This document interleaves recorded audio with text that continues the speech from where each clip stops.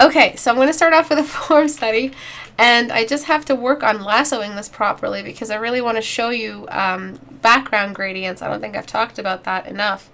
Background gradients are important to have, especially when you're dealing with a super light source, superior light source like this. So what I'm trying to do is capture the lasso perfectly. So what I have to do to capture the lasso, by the way, lasso, you can get it by controlling all and then shift. I'll show you in a second. But yeah, I have to make sure I capture this lasso properly of the background. This is because so many years I've had to deal with backgrounds that don't have layers, so I've found my own system. Alright. So merge that down. So I've selected the background, and now I have to select these motherfuckers. Alright, and that means selecting inverse. Don't worry, this is easy. Selecting inverse, going here, and then doing that. Alright, so now I have the background selected. Do you see what I did?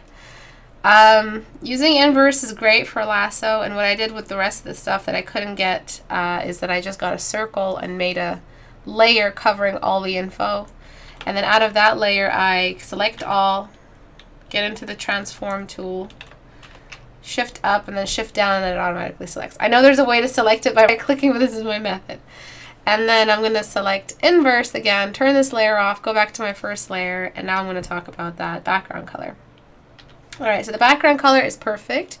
You have a real light environment, meaning that you have colors that are responding to a darker light source. The light source is probably a moon. It's reminding me of a moon, definitely not a sunlight, because sunlight has more strength to it, more bounce light. With each bounce that happens, the light is significantly decreased. However, if the light source itself is high magnitude, that means that, like a sun, that means that the second ray and the third ray are still strong. They're, of course, less strong than the first ray, but after that first bounce, it got weaker and weaker, but because it's the light source of the sunlight, that isn't really that dark. It's not going to get that dark. So to illustrate, it's okay, I still have the lasso. So we've got the light source number 1, which is the sun, and light source number 2, which is the moon, which is also a reflected light off the sun. And then you've got the earth. So let's say that this is all in some kind of form like that. Alright, so this one comes in here already weaker. This is the first ray. Alright, the first ray's got really close dots beside each other. The second ray always has, you know, more distance between each dot. This is just like the intensity of the light source, okay? This first dot that hit the earth is the same magnitude as this. So it's the same strength. I'm not sure about the scientific terminology, how to measure the strength of a light source ray. I really haven't looked at it.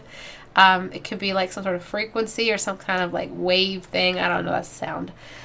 So when this bounces and you got another shape here, this one, this second bounce of the sunlight is the same width as the first ray off the moon onto us. This means that not only is this super strong, but these rays have exploded and have gone to, in this initial magnitude, have gone into the wall. The wall has bounced back, diffusing any of these shadows. But because it's a moon, it's the second bounce onto this nearby shape is really weak, that second bounce. Okay? So that second bounce is really weak. So first ray, the first bounce, the third bounce, and then the fourth bounce is just non-existent. There's like one little guy. So this is what you have to remember. This is why, this is the scientific reason why sunlight has a lighter light environment and less dark shadows. The bounce light magnitude, the origin is so strong. The second and third rays are really strong. So this is moonlight right here. This is the formula, but this is moonlight as well to exemplify it. And then sunlight would be really, really strong. Well, the first ray would be a perfect straight line. Let's say that. The second line would be dotted. And the third one would be dotted, but a little less strong. So we're already at line number 3. And we have this much magnitude. Do you see that? Line number 3 here had 2 dots. Line number 3 here had lots of dots. That means that sunlight and all the bounce light that sunlight causes, each ray is so much more strong than the moon that we have the light source illuminate the background and the environment and make the stars disappear and make the sky blue and make the clouds white and cast long shadows off mountains. And the shadows aren't that long because the sun is so high above. So direction, magnitude, and color are all there in what we think about when we think about sunlight. All right, so this is why I'm adjusting this. Another thing that happens is if this was a horizon or if this was some kind of sky system or something, one half of the sky is always going to be more illuminated than the next, especially because of this specificity that the shadow is very sharp and long and it extends. So that's why we need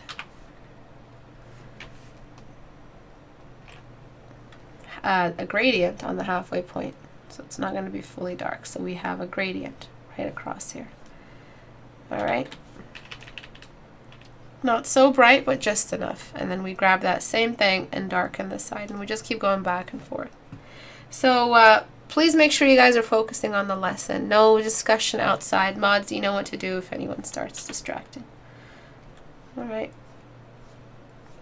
So we've got some light coming from the top left, so that's where our gradient is going to go. If you get this weird funny banding effect in the background, all you got to do is select filter, noise, add noise. You just got to add some noise. It's got to be like this tiniest little amount of noise, but it gets rid of some of that banding. Let me show you. See that banding kind of just disappeared? Not so much, but just enough. I only added 0.5. I don't really like noise that much. And then I just desaturate to get rid of all the noise color.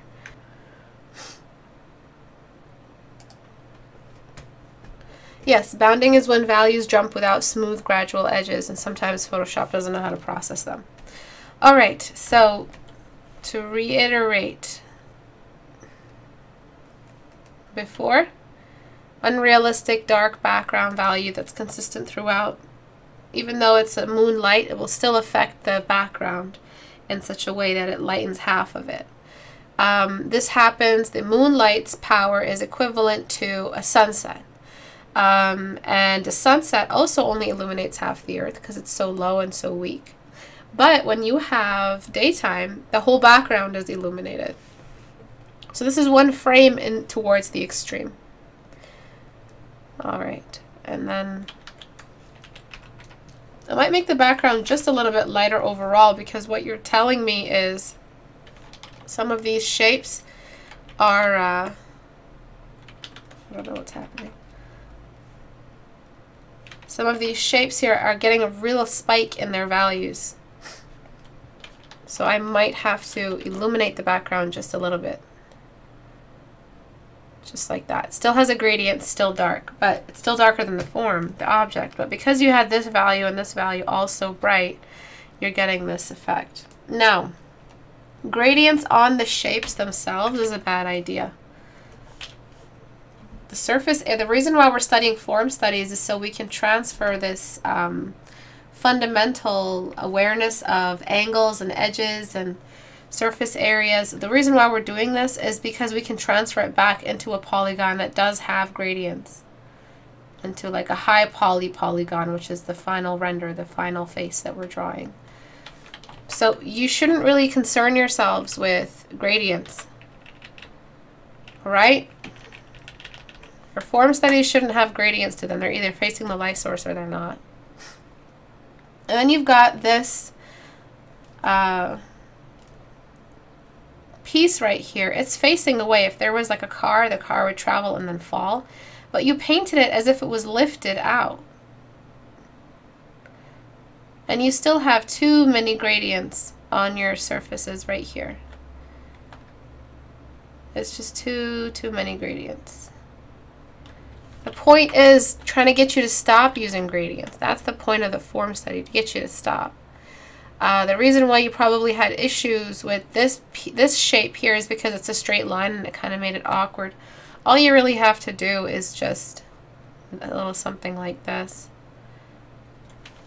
so we can see that the object does go down.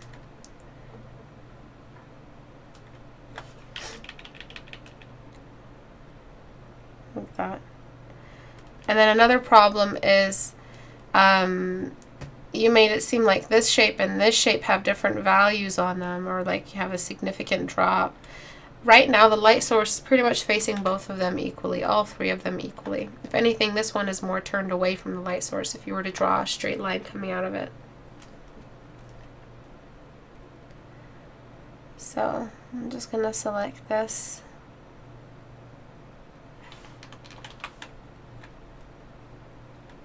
And then darken this one right here. Very, very slight darkening.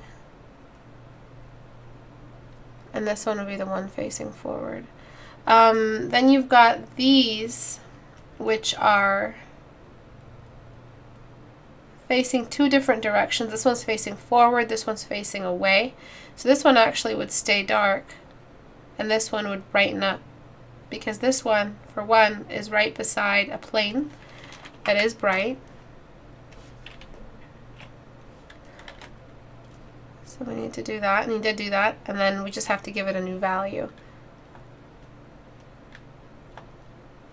And then this piece right here doesn't really feel as displaced as these pieces. So we would give it a dark value, no gradients, just a dark value. Damn it.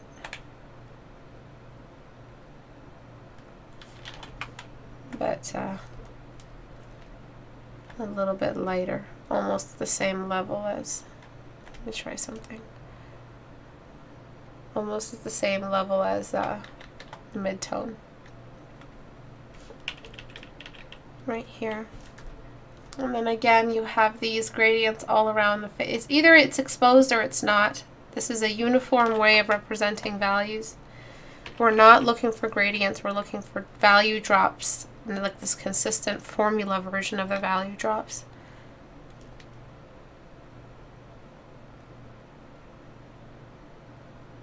Okay, so this one is facing forward. It gets just a little bit of light, just a little bit. It's not a complete drop in the value.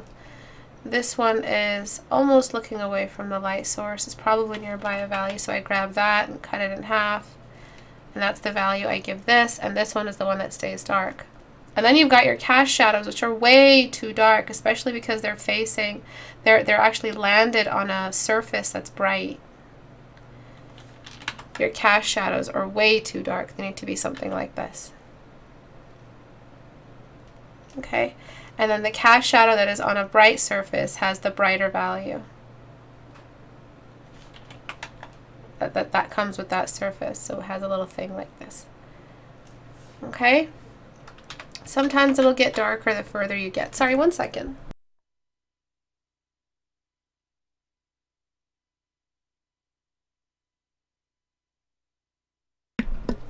Okay, so we've got a number of problems here with diffusing light source. I do want to keep them dark all around, so I would go back to the object once I've decided these steps, and I would darken as I needed to keep it looking like the light source was a moon or a nearby, like a weak light source. I don't want it, or sunset. It's either sunset or moon. So you see now I'm darkening along these respectively. This is not going to get darker than this. And if they really were black and white, like if we're talking about black and white light sources, whoever painted this, that dome in the background, that circle in the background, it would be basically the moon at night if it was a crescent. We would get the dark background, and then we would get this massive shadow on this object. But you haven't, this pyramid and this sphere both have pretty mild dark shadows. It means there's a lot of diffusion happening. So what you chose was a lot of contrast around the objects, and none of the larger objects are responding to the primary light source in the same way. Even though they're larger objects, they're more susceptible than smaller objects. Larger objects are more susceptible to the light environment than smaller objects. Write that back to me. That might sound a little advanced and a little bit specific, but it'll kind of makes sense if you're in the field and you're working on this. Okay, so let's look at the before and after. Before, your values were a little bit off. It was a confused light source. It wasn't a change in temperature. The temperature is exactly the same, but we're behaving with the shadows a little bit better. Also, this surface right here is actually casting a shadow on this one. This one gets a lot of the light source on it. It's not looking away completely from the light source. It's not as bright as the pieces that look up, but it's definitely not as dark as the pieces that look away. So this one gets a cast shadow. And the shape of the object that casts it. So we've got corner 1, corner 1, corner 2, and then corner 3 gets cut off. To know the exact shape of a cast shadow, just follow the object. Alright, now I need to darken it accordingly. And then the further the cast shadow is from the object casting it onto the object receiving it, the blurrier it gets. So we're blurring, what if the larger objects were further away? Wouldn't they be less dark? Well, ask yourself, is there a perfect visibility on Venus when we look at it? It's part of the solar system. It still has a core shadow. Light travels forever and casts shadows forever. All right? No, just because it's larger doesn't mean it's so strong it will fight away the light source. No, it doesn't work like that. It's either, you know, showing, it's either exposed to the light source or it's not. All right? So what I would do is go down here, just get a new layer and show you that all of these pieces here need that cast shadow that you're having everywhere.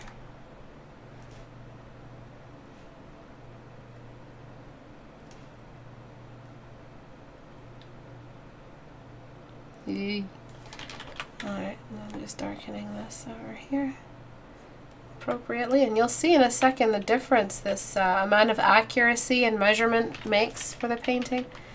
See, it's a great change.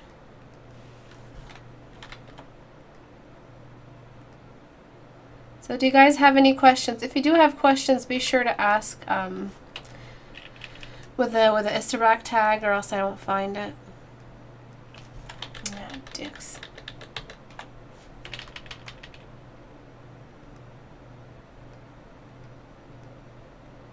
And I've just been really bothered by these amount of surgeries I'm expected to just be patient with. I don't want to do them. I don't want to be under the knife. It's really annoying.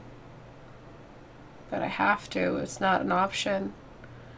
If I don't want like a nose on the side of my face when I'm 40, I have to do the surgery now. And the doctor made sure that, you know, he scared the crap out of me with that.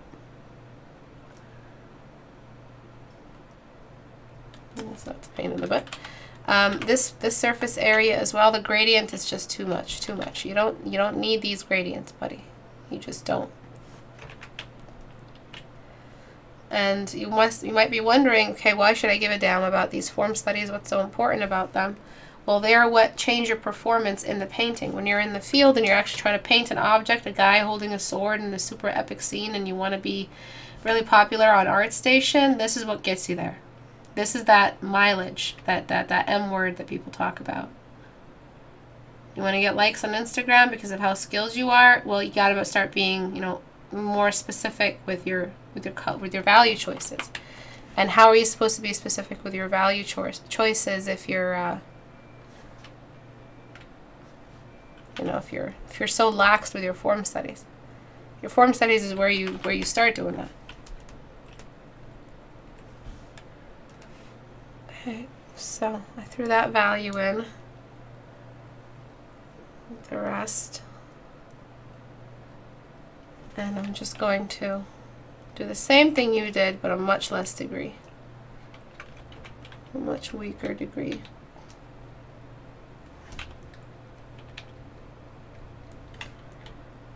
Okay. So we need these shadows. You pretty much had a flat circle before. You had no coarse shadow. In fact, I would probably add more to this shadow right here.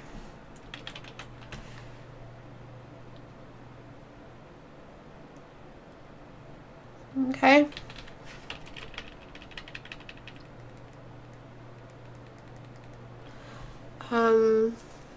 Want to be popular? Do some form studies. Istebrak, are there specific shapes and light sources that are best to start with? Universal light source, sunlight at 1 p.m. Practice that first. Okay? What if the shape curves but the light source is equal to the curve to... Wait, what? What if the shape curves but the light source is equal to the curve? Do you add gradients? The shape, if a shape curves, if it's an organic shape, then of course you need gradients, but the gradients aren't just from left to right, dark to light. They are radially built.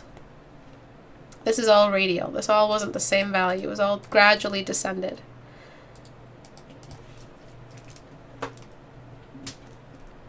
This shape you had a weird little side pocket. I just deleted that. Okay, so before.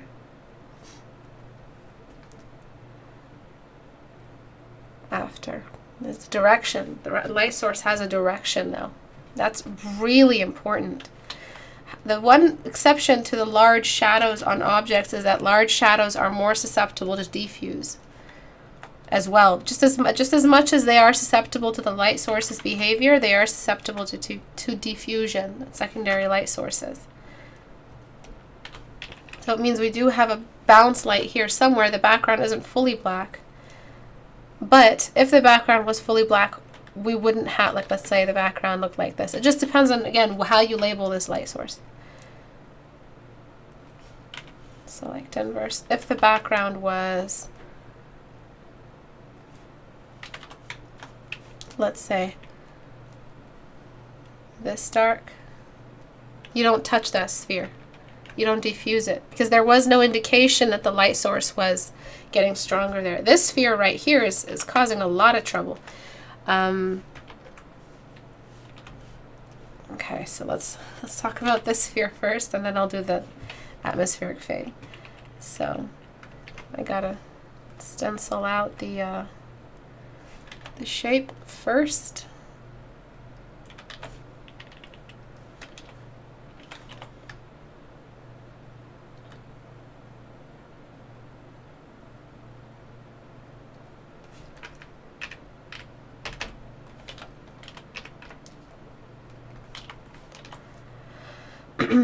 What we're doing is we're radially climbing all these values. If it's a super shiny object, we have a little bit more of the shadow and the highlight than the midtone, but if it's a midtone at the same texture level as the rest of these, then it just gets its shadows proportionately.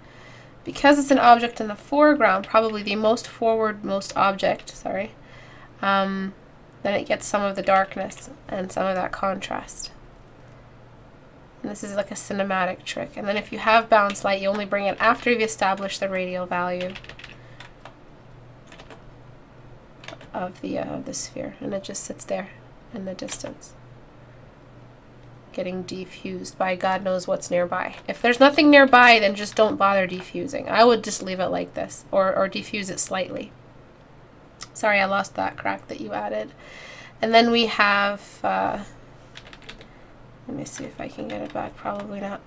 And then we have the diffusion of the background. So atmospheric, let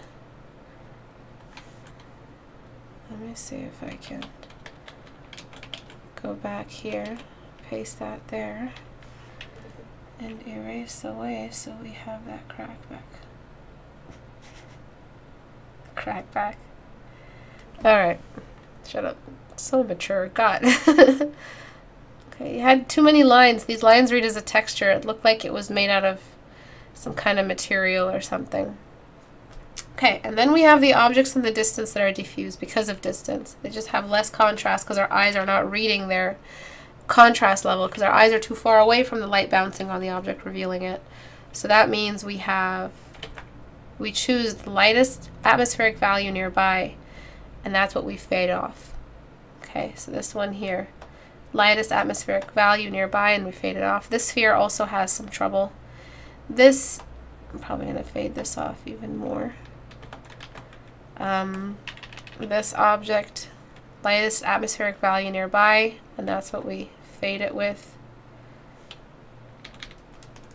I have to erase some of this over here.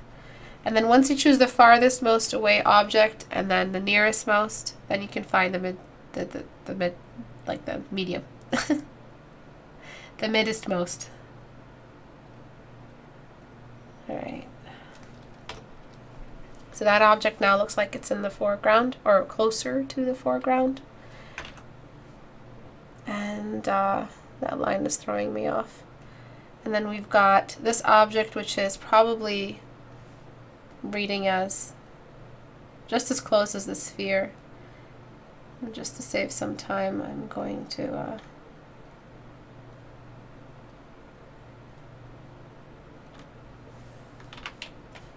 just use the contrast tool in Photoshop.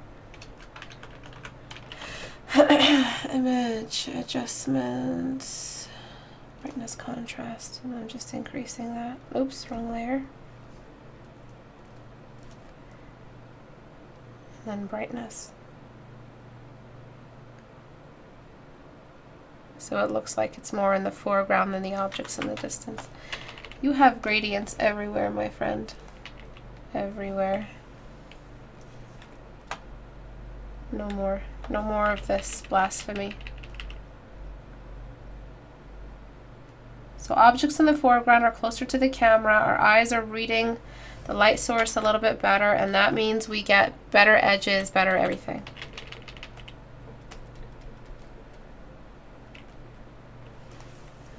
And then you have the issue of scale, which is why this form study isn't looking too good. You have no small objects, they're all the same size. So scale is a great way to create interest and then create depth. I've covered this before as well. Depth, you just have to Google depth, or not Google depth, geez. I just search on my channel depth and I go into it extensively. But typically the further the object is, the lighter it is, the smaller it is, the blurrier it is, the less detail it has, and the exact opposite for objects up close. Okay, so before, flat, no direct light source nearby, no characteristics for larger objects. And then after, it really feels like there's a room in here. And we have so much more space left to go in and make more interesting looking objects. So let's say we had this exact object, but it was smaller, way into the distance.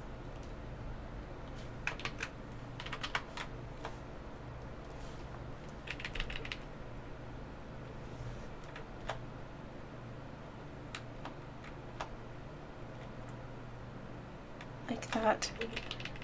All we have to do, again, is just capture the nearby value. Sorry, that gradient's so effed up. And then just diffuse it. And we have even more of a depth. The thing is with diffusion, things get lighter. So that means what was already light stays light, but it's kind of not as light as it should be if it was close up. It's really messed up with what happens to objects when they're in the distance, but they're also light objects. Like in Star Wars, when you see those really, really far away broken down buildings and the broken down monuments on the planets, and then they're still bright, but all the dark values are still dark. That used to puzzle me. I used to look at those beautiful paintings and wonder why the heck were those areas so so bright. They should be in the distance, and it's because what's brightest is still going to stay bright. It's just going to be, you know, a little bit darker compared to an object in the foreground. Right, but all see this mid-tone and shadow completely diffused. Let me do a better job. Right, so a lot of rules, and for advanced artists who are moving along, you know, in their interpretation of geometry and space, they probably get all of this really easily. You guys understand this really clearly. But for those who are just starting, just start whatever you can. Just do whatever you can. I'm also blurring in the distance. Just do whatever you can with your form studies. Just get started on something. Establish some kind of language system in your values. Establish some familiarity in the dashboard of form studies, and then just get on with advancing it as you go. Right, so I know it seems daunting. All these rules are so enumerous. That's the term. This is too dark. It's part of the half that's facing the light source. So it needs to be diffused. This one can stay this dark. In fact, no, it's right beside the pyramid, and the pyramid is facing the light source. That side of the pyramid, the one we don't see, is facing the light source directly.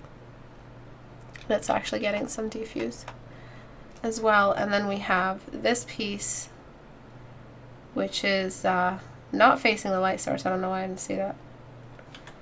It's not facing the light source at all, so it's getting some shadow because it's not part of the objects that are facing the light source. I mean, it could be because of the sphere, but here what you're telling me, especially because of the cast shadows.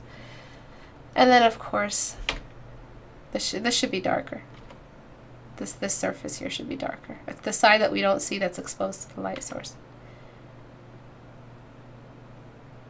And then we have a cast shadow here. So I know this was a lot. Any questions at all?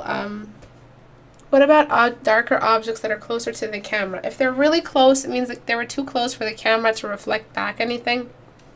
And remember, you said camera. That means they get blurry and they get a little bit darker. It's not so much darker, it's just like an increase of contrast, but in the bad way. You don't get both halves of the contrast, you just get one half because there isn't enough light to feed the rest of the information.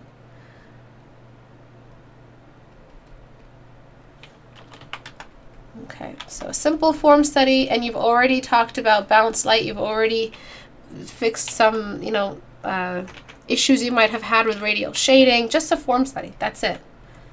So I've been recommending a lot of ways to study in the past since I started this. And probably even more efficient than 14-day challenge is the form study. Okay, even more efficient than that.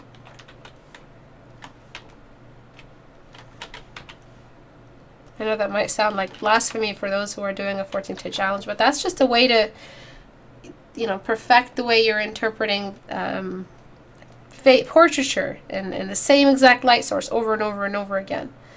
But when it comes to this stuff, when it comes to this real form stuff, you get it all. It's not just about portraiture and one light source. You get many light sources. You get many different kinds of objects. You get real polygons and curved organic blobs. You're preparing yourself for any combination of issues you might have in the future with a painting. All right.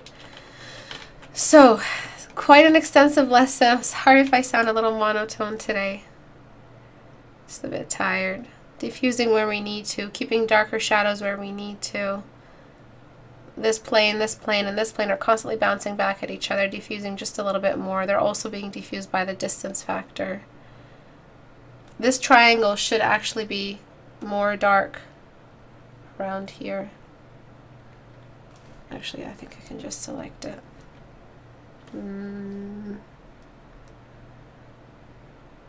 Fuck. Okay.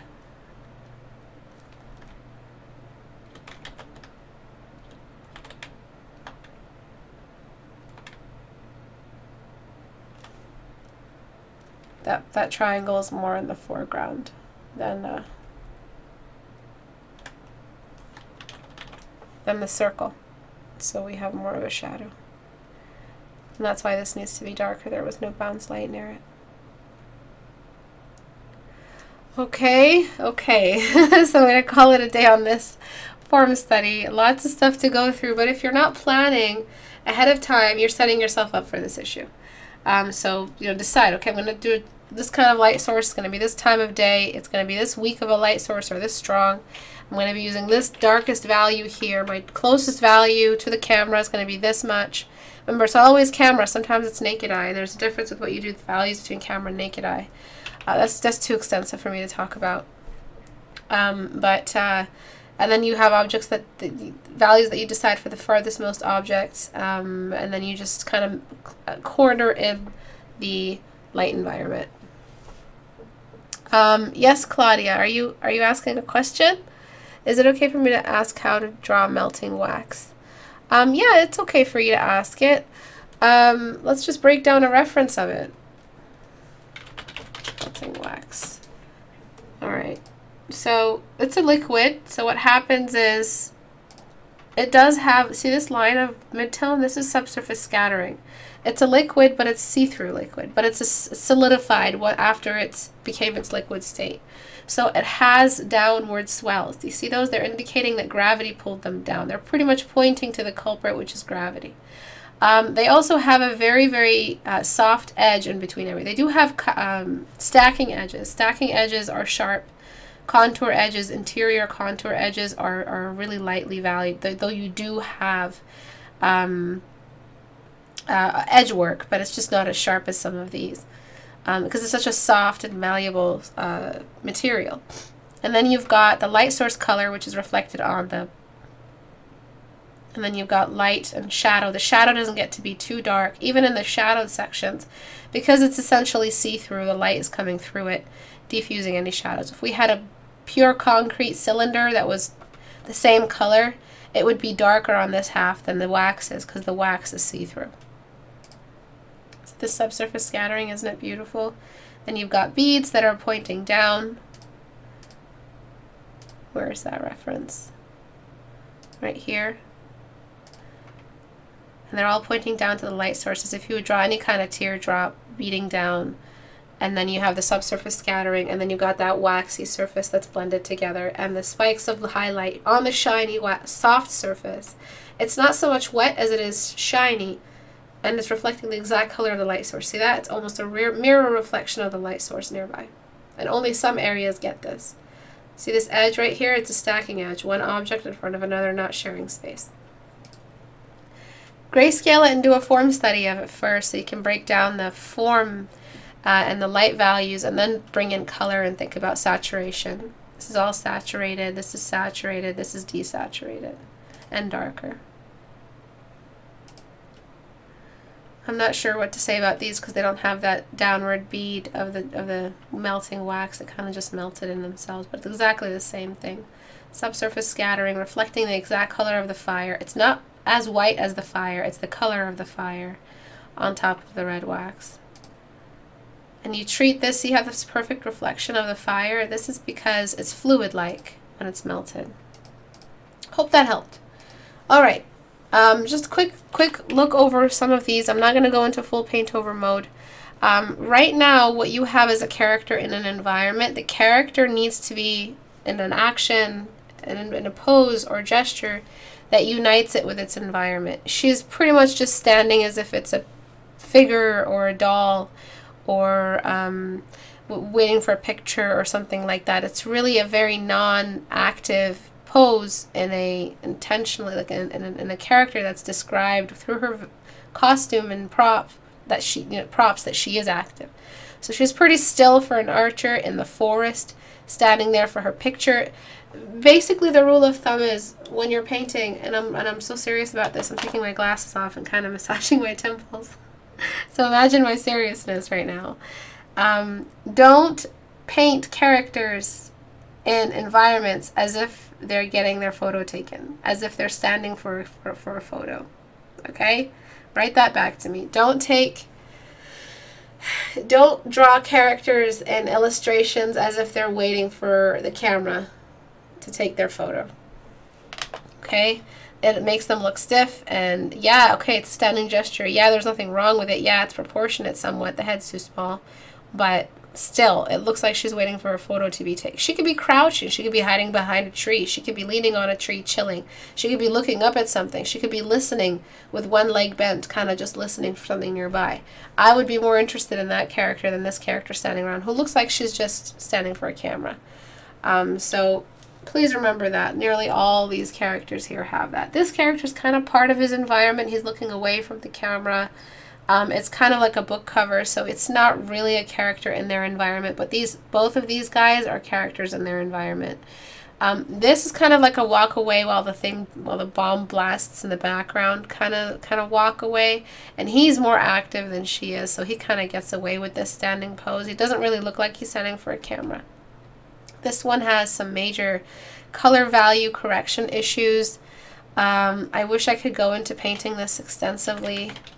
I don't know how I would even get started. Take horizontal.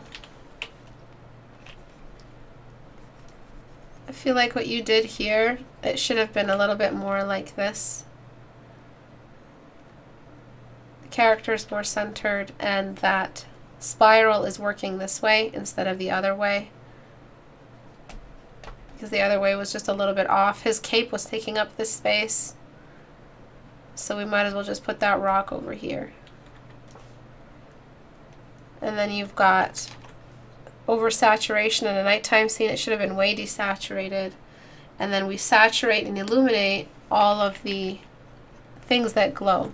Anything that glows gets saturated because it's a part of a light source. Color.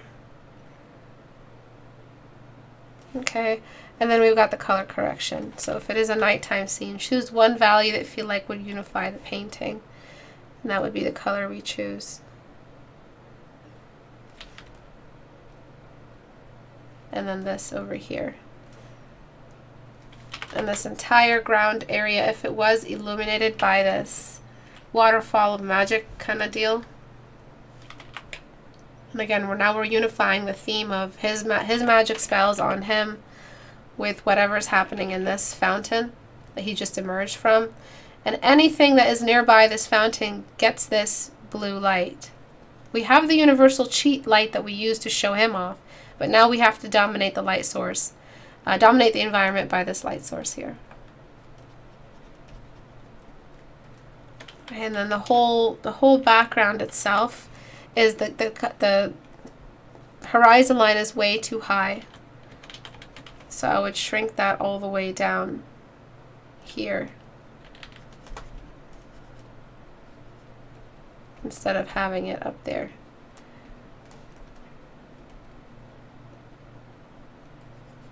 Right, so that horizon line needs to come down. There's more of the sky. The camera's on the floor, so we're seeing more of the character. And then you can just kind of bring in that illumination that's connecting the character and this magic spell he emerged from. I'm sorry it looks so rough, but there's too much going on for me to paint over it without being rough. You could just end it off up there if it's some kind of pillar or some kind of exit. And then you can bring in that universal light source back for objects in the background. Any mountains that you have in the background, you can use them here. But that would be it. You can use a little bit along the horizon line. I mean, past the mountain. The horizon line's right there, but past the mountains. And then you have the problem of the background being too bright because it's a background. It shouldn't have the same background. It shouldn't have the same contrast level as anything in the foreground, which is the most important. And the stuff in the foreground, which is the character walking, should actually be the darker value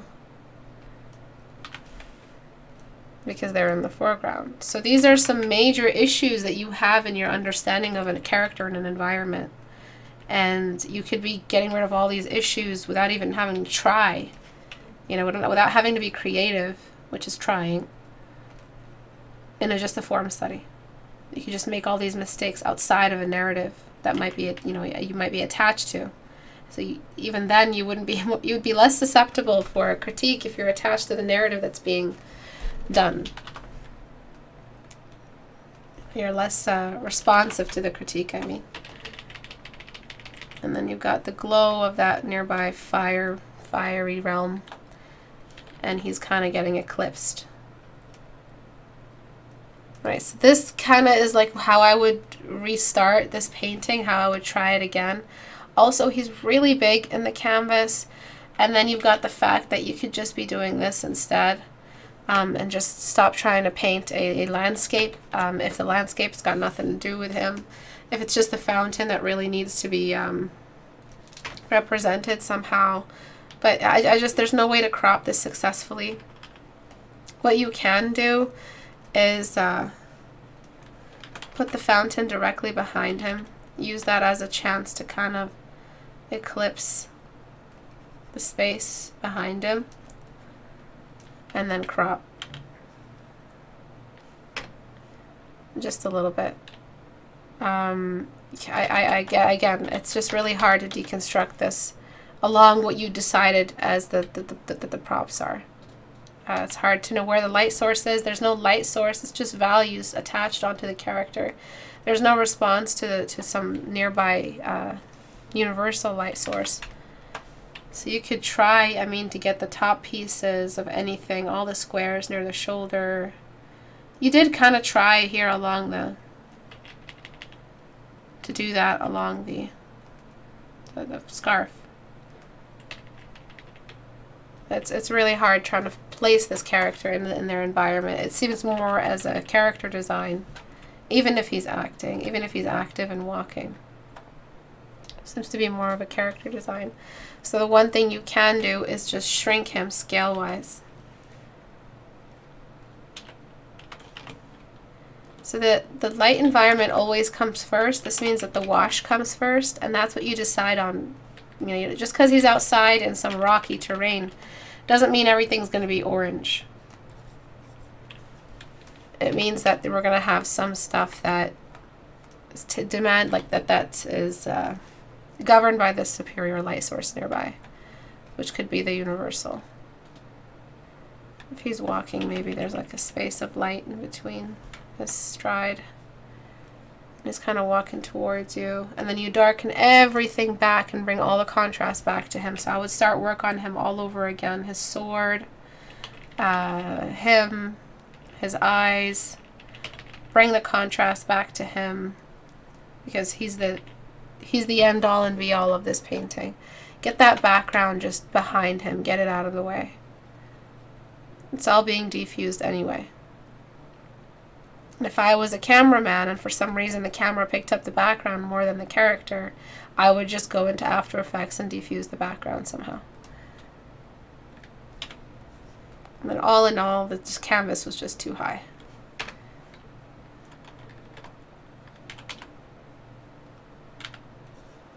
It needs to be a little bit longer. Maybe off-center him just a touch.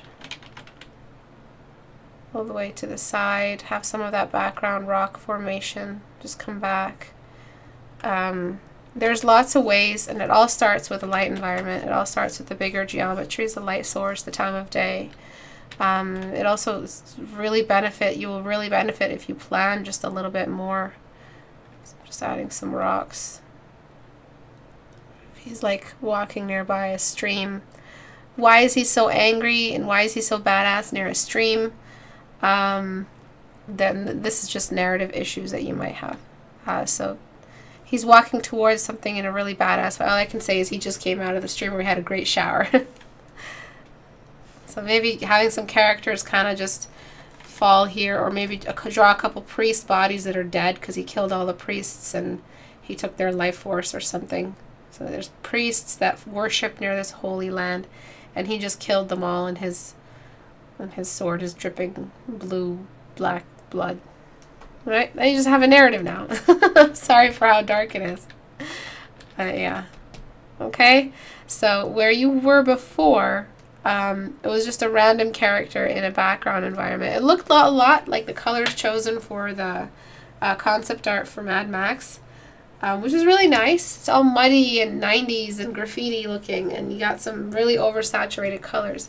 But the fact that you didn't make the sword glow, the fact that you didn't really respond to a universal light source nearby, and the fact that you've got this fountain, it means you should be having this like blue light. It's very dark. It's very dark. And if you turn off all the lights and you have only one blue light, everything turns blue. So you have a little bit more of an environment. And then you can have some smoke or some kind of fog kind of just populate down here. diffusing a little bit. And you can bring all of that rock back, you know, in the background. You can bring it all back. All this weird rocky stuff in the distance. You can bring all that back if you wanted to. And this could be the light source's direction. The light source could come in with like a almost yellow-white. And that's what you use for, you know, illuminating these areas. And the secondary ambience would be the blue coming out of here. So you've got some primary light sources coming out of here on his sword, I mean on his arm, on his cloth or whatever, and then you've got the secondary coming over here and revealing this part of his face, this part of his cloth, cloak, whatever. And now you have a character that's responding to a light source, both environment light sources. It looks a little more cool this way. I would leave these exact scribbles where they are. If I was trying to remind myself that I need to respond to both light sources, I would leave these scribbles exactly where they are. Because if I don't leave them where they are, I will again forget that there is a role of this primary light source, and the fact that it's missing, it's playing a role in here. If I wanted it to. If I wanted to just completely delete these and just make it a super dark light source, it's like a nighttime scene and no sunlight, and I would just keep this dark right over here. Just keep that all dark, and that still looks great.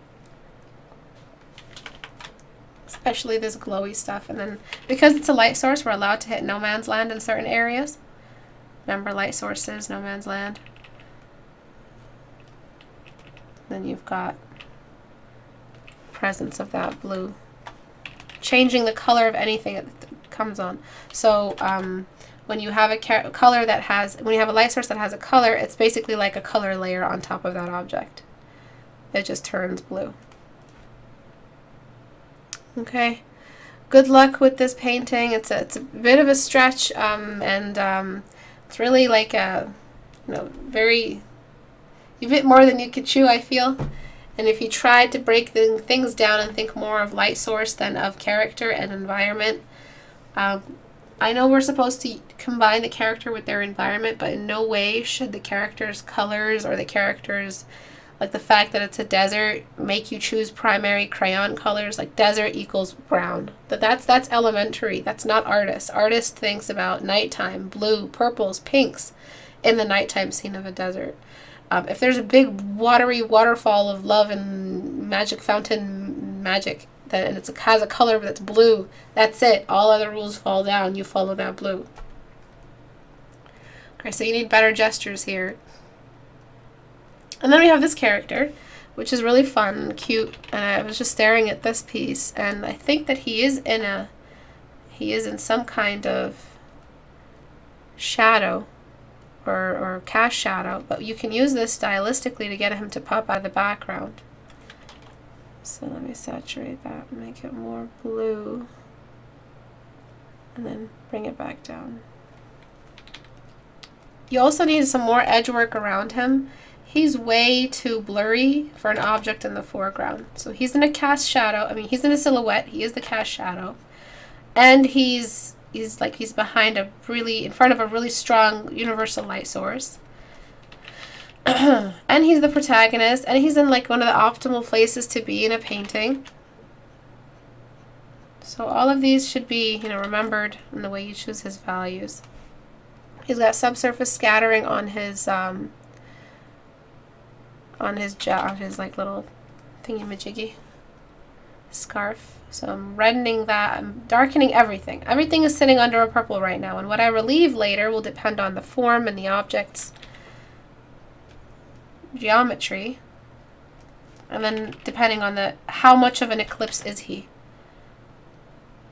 We always start with the edges though. These edges are important. I'm using this shadow as a chance to bring in some really, really strong edge work. Yeah, he would kind of, the light isn't behind him, so we're not losing this edge around his hair. I think you need to bring back that brown of his head.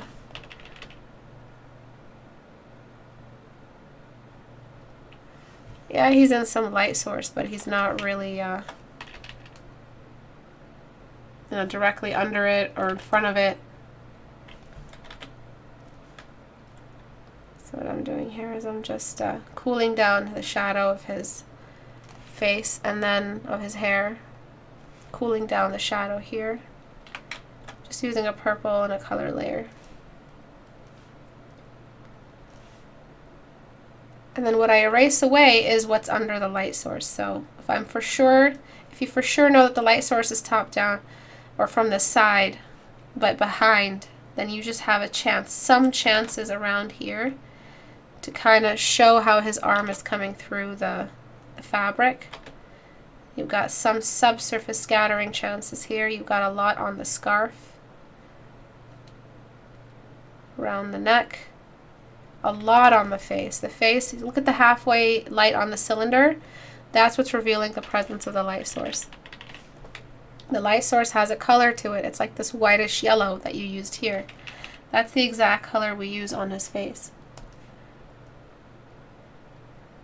On his neck, on his hair, but only on the sides, not everywhere.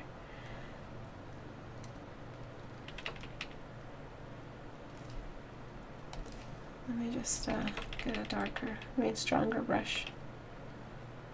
Just some of that. Alright, and this is the exact color that we're choosing. The side of his nose, his eyes. He kind of looks like he's looking away as well. He's like he's not really interested, like a kid getting his photo taken, he doesn't know what's happening. So you might want to make him look forward up just a little bit. To see how before there was no real light source. He wasn't part of a shadow or anything. It doesn't have to be as dark as I did it. It can be much lighter. But the point is we're responding to the light source uniformly. We're almost done. And then what do we do with subsurface scattering? We should do saturate and illuminate. For those who wonder if I have done a video on subsurface scattering, I have. You just have to search my video history and you'll find it. And then there's this bounce light coming nearby, and we can make that blue. And we can use that to unveil everything that was covered up by this initial response to the primary. So it's like a combination of blue and gray. We can use that for all of these pieces of fabric here, for this part of the scarf. Those are too distant. For this part of the hair, you have some already. So there's a little bit more involved in the light source. It's not just bright, just for glory purposes. And then you've got the subsurface scattering just around here. Subsurface scattering should reveal his cast shadow. So if his cast shadow is sideways and it's on top of this fabric, then that's his cast shadow right there. And we only allow the subsurface scattering to happen once the light has actually gone through his body and landed on the cape. So you see that? You actually get his cast shadow on the cape. Shoulders, everything. Look at that, isn't that fun? Cast shadow and subsurface scattering all in the same time. And of course we blur it away, it's not pure shadow. I might duplicate this layer to get more of that back. Okay, and I don't know what this is. I'm trying to figure out what this is. Is it a satchel? Is it some kind of armor?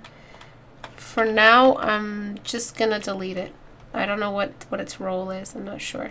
Because I want to show the rest of the shirt with that. I'm killing you, Brack. Yeah, that cast shadow on the subsurface is beautiful. Of course it's beautiful. I didn't saturate yet. It needs to be saturated right along the mid-tone. And this right here needs to be a little bit more specific. It's just some of it. His face looks like he's got a beard. So you want to carry that light source on the halfway point all the way across. If you own Portrait Studio, just open it up and cast that light from the side. The female face in Portrait Studio is actually really great for if you just decrease the cheekbones. It's really great for young boy faces. Of course young girl faces too, but young boy as well. Usually young boys have a more feminine, so you can use a female adult or female face, young or old, to reference a young boy, because they haven't yet, you know, the puberty hasn't happened yet, so they're not all rigid looking and cavemanish yet. Sorry, boys. And then if you wanted to have that crazy glow, if you want to make him look more divine, you can just get that white in, but only from the side. You can't just toss it in anywhere you want like this. You have to do it from the side. And then just like we saw in our form studies, half the sky needs to be brighter than the other half for this light source to make sense. So I'm brightening one half of the canvas. Not really darkening the other half, just brightening one half more than the other. And this dude, this building, is really, really strong. It plays a big role in this painting. And you have it too blurry. That's not a distance blur, it's just like fuzzy, like it was if it was made from clouds as well, which is a cool concept, but still, I would love to see the juxtapositioning of, I hate that word, the juxtapositioning of the rigid concrete-like building against the clouds, right? Now we have a shared focus. You might even need to decrease the background to be a little bit closer to him. He's kind of too far away from the background. Isn't that part of his body exposed? I don't know what you mean. Which part? And then because this is ivory, it'll glow back and we will have that emanation. But that's as much as we do. We don't really change the fuzziness. And yeah, I would bring it down. It's just too far up, too far away from him. If it's a shared focus, that's too far away. Oh, damn it.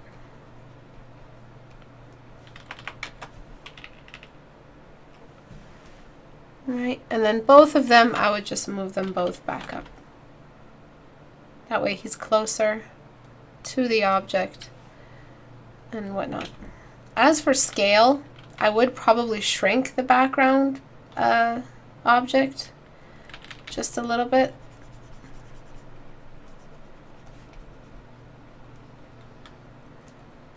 Because it was just a little bit too big for him. I want him to be the most important. And yeah, I'd move him up again. One really cool thing you could do instead of having it so symmetrical is you could have him here and the object there. But I think that symmetrical thing is something that's you're going for. You might want to make him bigger, even overlapping this piece. These are just some final touches. They're not that essential to what we changed. What we changed most of was the background. The light source situation. So you've got before. Do you see how stale and dry everything looked? I know I use that term a lot, but anything that doesn't have an active light source feels dry to me. And then after. Damn you. Before. After. Okay. Oops, wrong after. Before. After. Okay. Flatten that, send it back to you if you want it. Just message me on Facebook if you want your copy sent back to you. But that's it for today. Thank you everyone for watching. I'm sorry if I droned on and on. I just love light so much. Go to istebrak.com if you want to join the class and the community. The current challenge that's running is up until Tuesday the 13th, possibly the 20th if I see people really working hard. To join the community, just click this little Google and join, and make sure you read the rules before you join. If you don't follow the rules, you get your thingy-majiggy deleted, but if you do that too many times, you just get banned altogether. No one wants that to happen. I don't want to do that. Please make sure you follow the rules. And that's it for today. Thank you everyone for coming. Have a great day, guys. Bye.